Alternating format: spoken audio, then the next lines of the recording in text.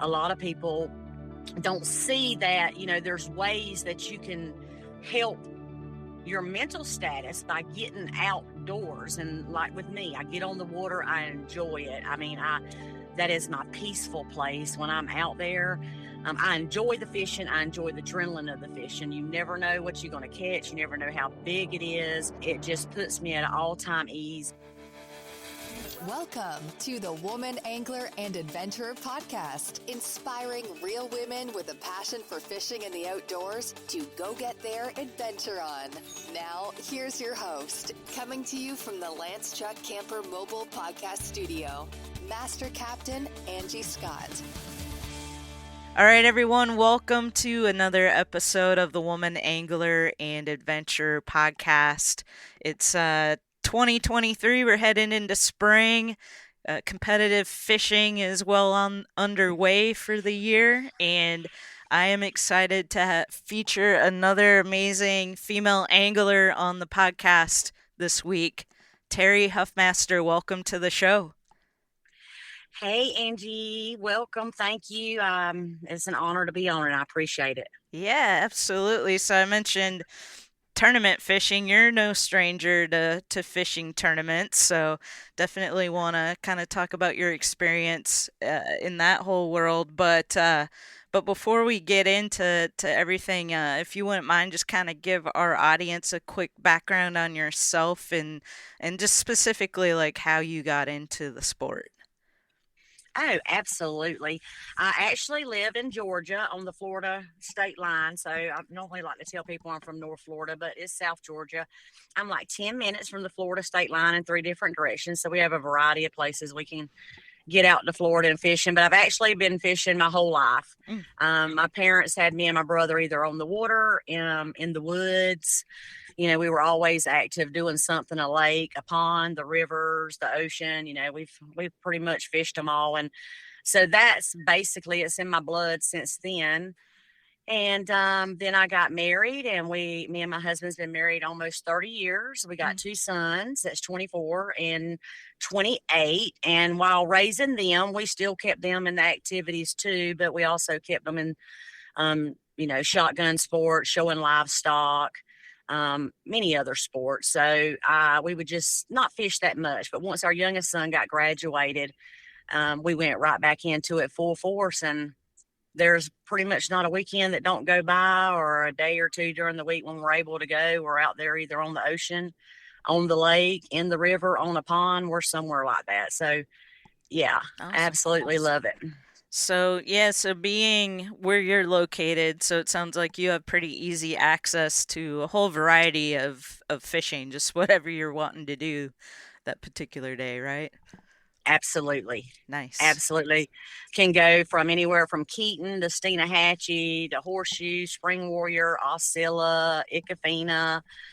Oh my gosh. Lots of places. And then we live out in the country, so we got lots of access to plantation ponds and lakes. We go to Lake Seminole up in Georgia around Bainbridge, and some other places. So just whatever we feel like we want to get out and do, depending on the weather and the tides and stuff like that. We'll just pick and choose where it's best to go, and we go.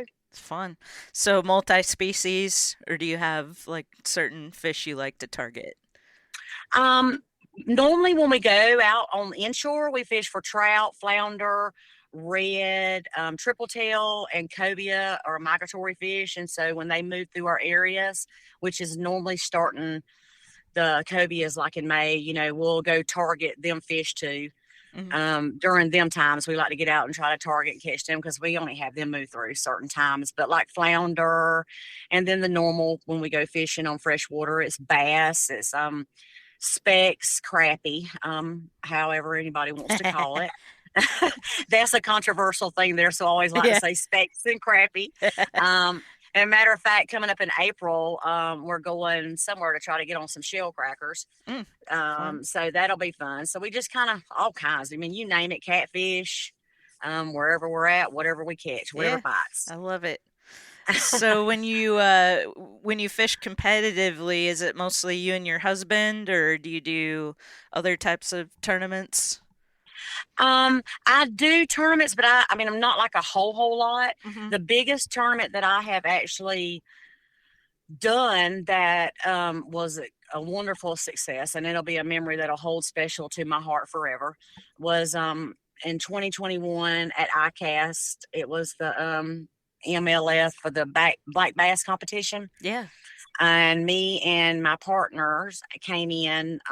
We won with the biggest, well, at that point, it was 5 fish, and we broke two records in one day. The first females to ever take that title, and we brought in a total limit of 25 pounds, 10 ounces, which was a record breaker too. So that was an amazing, amazing time in my life that I will never ever forget.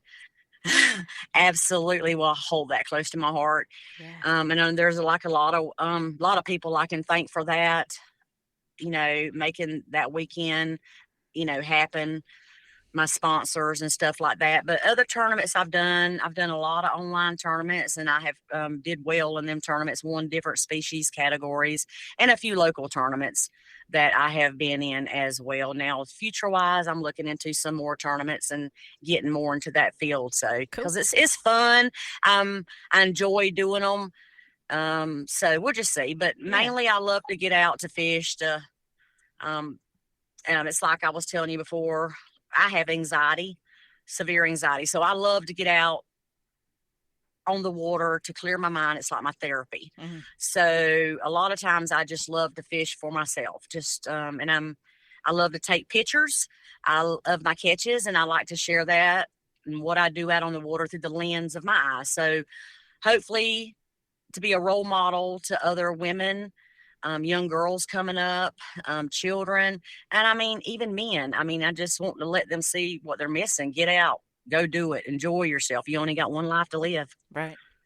Well, yeah, so a couple things I want to talk a little bit more about. We'll get back to that record-breaking tournament. I do want to touch a little bit more on that, but to address the waters therapy and people, I feel like, and maybe you've observed the same thing, but definitely since the pandemic, I feel like mental health issues, anxiety, depression, all that kind of stuff seems to be at an all-time high, or maybe it's just getting talked about more than it had been in the past. But I think it's so important to continue those conversations, and because I think there's a lot more people that are suffering from things like that, and they're trying to keep it to themselves and not talk about it and just deal with it. But the more we talk about it, the more we can share things like, hey, this is what I do. I get out on the water and I find it very therapeutic, very relaxing. Maybe you should give this a try. And so, thank you for bringing that up. And, it's Absolutely. always something I like to ask my guests is, you have this passion for the sport and for fishing. What is it that really draws you to it? What is it that you enjoy about it? And fishing is, yeah, I've heard it said many times, it's a sport that's a great equalizer. The fish don't care who's in the boat, you know. Absolutely. Everything you just said, you hit the nail on the head. Yeah. You did. I mean, that is so true. The fish do not care. People are, so many people since the pandemic are actually holding a lot or having a lot of anxiety and depression, which can lead to panic attacks. And it can be very debilitating. Hmm. It can literally put you down into a deep, dark place. And that's what I hate seeing, because we also know that since the pandemic, and the anxiety and depression, all that out there, suicide rate has hit its highest. Mm. And a lot of people don't see that, there's ways that you can help your mental status by getting outdoors. And like with me, I get on the water, I enjoy it. I mean, that is my peaceful place when I'm out there.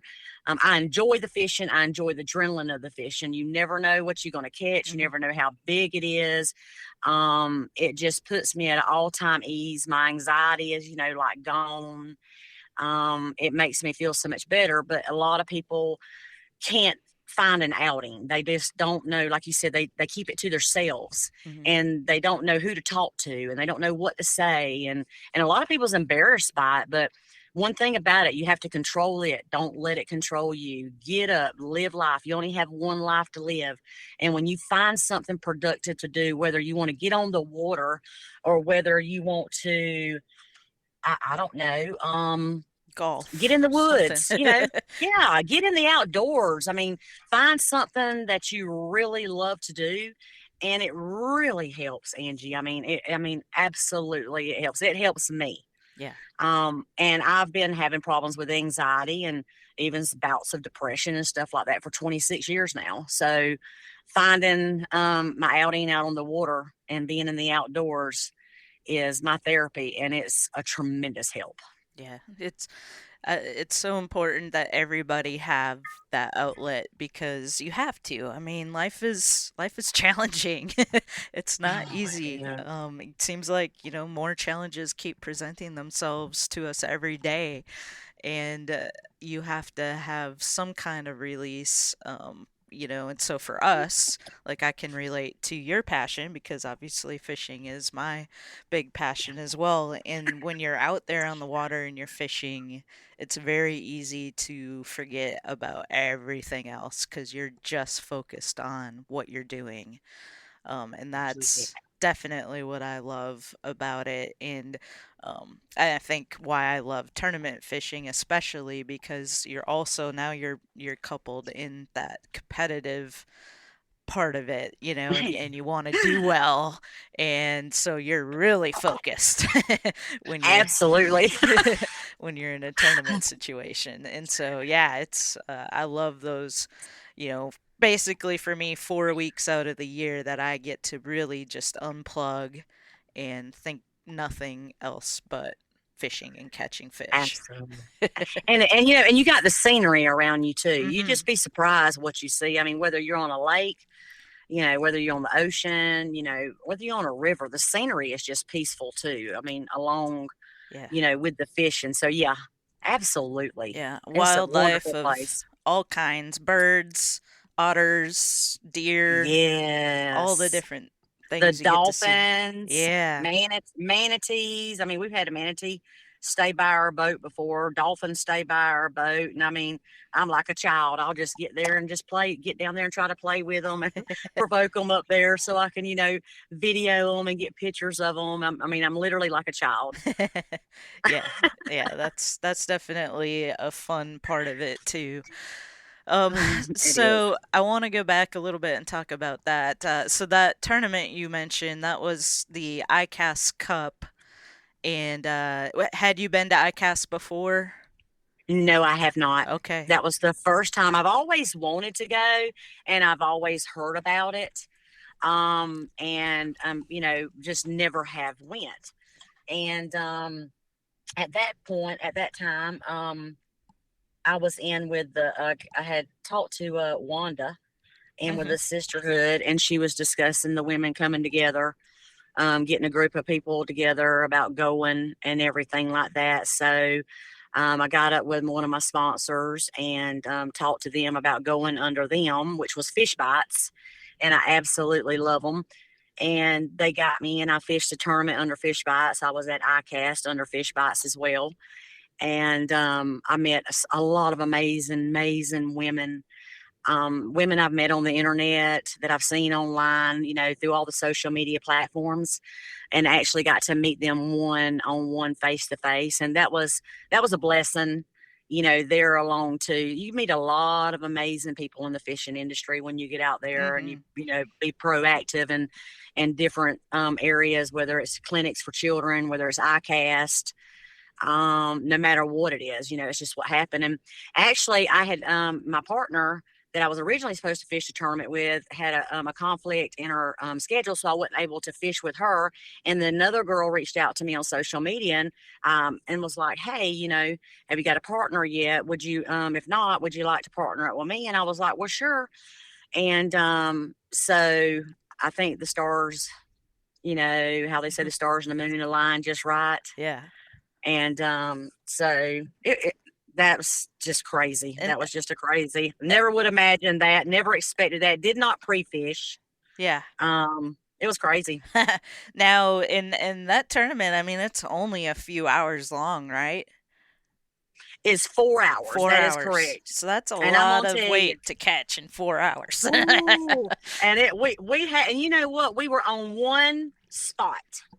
We went to Wow. one spot, and that whole spot we sat there for 4 hours. Mm, that'd be And fun. I have never fished so hard in my life. I was so focused, and it was hot. Oh my gosh, was it hot.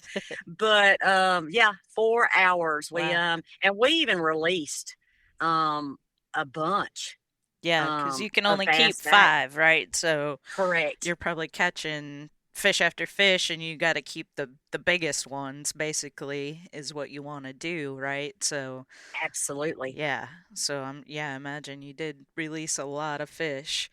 And even after weigh in, after the weigh in and everything had happened, the fish that we had caught was returned. We got on the boat, took them back out there, and they were released back to the same place we caught them. Nice. Nice. Yeah. So, I if they do it again this year, which I'm guessing they will, I'm actually seriously thinking about fishing it, this July. Oh, So, that would be awesome. Now, I will tell you, last year's iCast, mhm. it was rough. Was it? The water was low. There was hydrilla. The grass was terrible. Boats were overheating. And the morning that we went out, you get there at 5 o'clock that morning, and they do our talking and get that out the way before, and you go out and numbers. And they lowered the fish from 5 to 3. That's how rough it Mm, was last July. mm. So it was some rough fishing last July. But I think out of like 77 boats, or it might have been 87. I don't quote me on that for sure. We there was only 40 boats that actually weighed back in. Oh wow. It was very rough, Yeah. and we weighed back in, and we didn't like we I think we finished, if I'm not mistaken, like 31st place Okay. out of about almost 80 boats. Yeah. So Better than I mean, half. absolutely. Yeah. And you're not, like everybody was like, "Oh, do you feel pressure? Do you feel?" No, I don't feel pressure. I feel like everybody has their day, Mhm. and everything's going to happen the way it's going to happen. Did I go to ICAST this past year expecting to win again? It would have been nice, but no, I didn't. I wasn't setting my mind saying, "Okay, we're going to come back and we're going to win this again." I feel like that one win happened for a reason, Mhm. and if it meant to be again, it'll be meant to be again. But you would love it. I was going to ask you if you was going to come this year. Yeah, so I've got the new Crestliner boat that I'm running this year, the MX-19, and it's a perfect boat for that type of fishing. Grass, shallow, all that kind of stuff. So I did get to fish Toho for the first time while I was down in Florida this season. Oh, great. I drove up there, and it was funny. MLF was there fishing the Kissimmee chain, and so I actually didn't even know that when I planned my trip to go check it out. But it was kind of cool to be out there with the MLF guys and kind of see where they were fishing and what they were doing. Didn't catch anything, but I learned a lot. I actually went out with the guy that you guys were with, I think.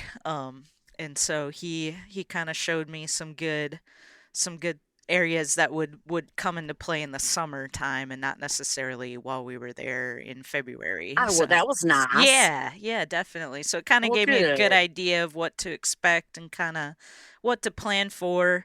Now, how much of it I'm going to remember come July, I'm not sure, but at least I have some kind of thought about it in my mind. There'll probably be a lot more grass than what was there when I was there, but yeah, no, I'm looking forward to it. So I think I'm gonna try to fish it with Janine Blair. Do you know Janine? Have you ever I met her? have heard that name, but Okay. no, I don't believe I have actually met her. Okay, so nothing's set in stone yet, but her and I have chatted about it, and she's excited if she's able to make that happen. So I think that would be a lot of fun, just to get out there and fish and have a good time. And you know, if we do well, great. If not, It's That's right.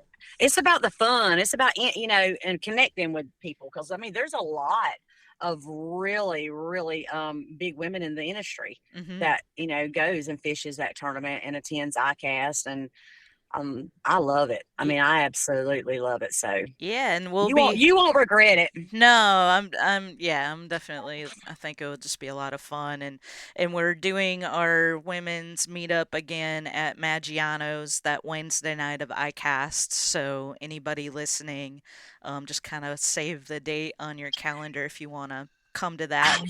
We, And I missed it last year yeah, because I missed the gate to get tickets ah, on getting there, because I know they only have like so many, yes. a certain space. So I'm gonna be on top of it with BB this year, so Yeah, that way I'm not definitely.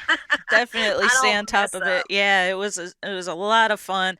We did have to cap it at 80 ladies and we had right at 80 ladies come out. So this year we're able to expand it to 100. So we'll be Wow, able to get wonderful. yeah, we'll be able to get a few more in the doors that weren't able to make it. Is there's no cost. We have some great sponsors stepping up to the plate to cover the food and the drinks. It's not a sit down meal, just so nobody expects that, but heavy hors d'oeuvres.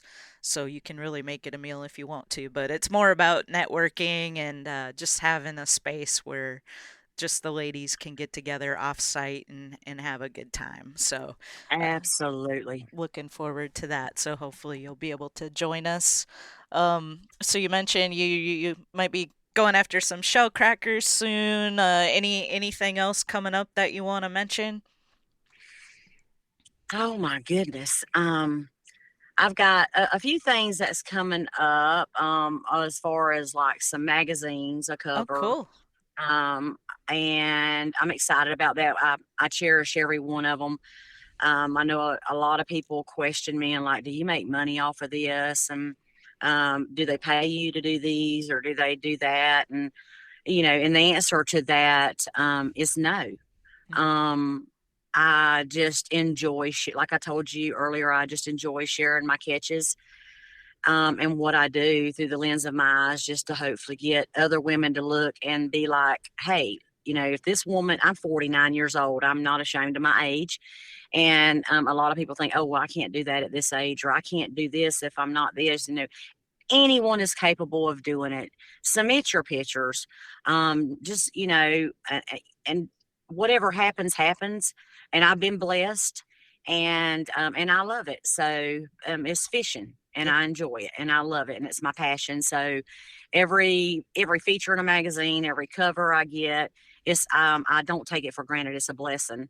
And it definitely enlightens me and makes me feel better, and it feels like I'm doing something right and I'm going in the right direction and trying to help people. So I got some of that coming up. There's a couple of tournaments I'm looking into coming up in Steenahatchee. I am looking into fishing a redfish series tournament, Oh, cool. which I've never done before. So this is going to be kind of different for me too. And I'll be able to put the dates out there, as I know sooner on my social media platforms. I'll put them out there for people, but and share it with them. So yeah, and just lots of Yeah. fishing as much as I can. I just want to live while I'm alive. Love it. So, and then the social media platforms you're on Facebook, Instagram, TikTok. Those Yes, I be got a TikTok and I'm just working on that, building okay. that TikTok up. It's a lot of I'm trying work. to get in. Oh my gosh, it is. I've heard a lot of people say, I have sat there for 3 to 4 hours trying to make a TikTok, and I'm still not done. And I can see where they're coming from, because you want it to look good, and you're trying to make it, right. And you second guess yourself and you go back and you remove this, you add this. But yeah, I'm building on that too. Okay. Absolutely. Yeah. So Well, yeah. I went to the Outdoor Media Summit 2 years ago. They had a panel on TikTokers, and one of them, she had some success, and she was monetizing her account. And but when she said how long it takes her to make like I don't know how many second TikTok video, how many hours she put into it. I'm like, oh man, I don't have that kind of time. That's ridiculous. So Well, it's it is. That's why when you go on my TikTok and you'll look, I mean, I think I got like six. uh, Yeah, 6 videos, and I'm going, okay, you can do this. You just got to work at it, but it's right. it's It a takes full-time job. hours. Woo, I it mean, sure is. really. So, you It's time wanna consuming. so I'll put a link to all those your social platforms in the show notes for this episode so people can easily go follow you and stay up to date with all your adventures and future tournaments and magazines and all of that. Um, and then do you want to give a quick shout out to some of your sponsors? Oh, absolutely. We can't without my sponsors. There's a lot that I would not be able to do. I absolutely, definitely a huge shout out to Fish Bites. Anytime I need anything, which all my sponsors are like this, but they've always got me to iCast. They pay for my tournament fees. They pay for me to be there. I go there under their names. I'll go to their booth.